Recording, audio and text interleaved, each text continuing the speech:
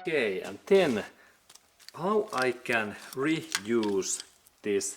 Sika glue when I have used that, and this area is now wet, and how I can protect this my glue, that I can use that glue like in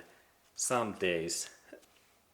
after that reuse, because there is a lot of this glue. I have now used only small amount, and this is expensive glue, and let's go to look at what happens. Okay, and now when I like to show that how we can reuse this open Sika glue, normally there is that kind of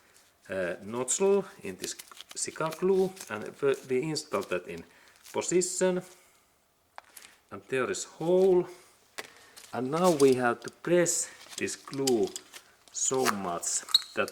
glue came out in here, because we have to take this glue like air proof in that way. Look, now this is okay, glue is there in like coming, and this is good, and then I release my tool, and next step is to install in this area couple of these our protective gloves. Okay, and I have in here this nitrile gloves, and there are also this my red one, and now this my purpose is to take these small gloves, and this is like air protector, and I install this nozzle in one of these finger areas. This is the trick in that way, and this is like air protective thing. Now this nozzle is clean, and next step is that we must have electric high quality tape, like this Nitto is good, and I do this like air sealed, firstly in that area, and I like that, and then I go in this nozzle area, and do not do any holes in this finger. Now I cut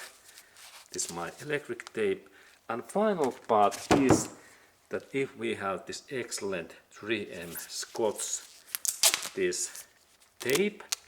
in silver or black, we sealed that totally,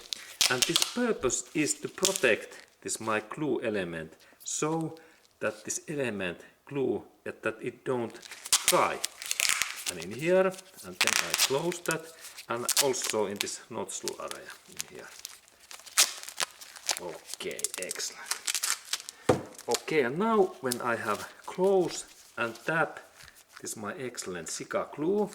I can reuse this my glue like in 1 month after. Okay, and now I can install this store, and now everything is fine, and final step was really that when I made this my repair, that I have to paint this area, and soon you will see the result.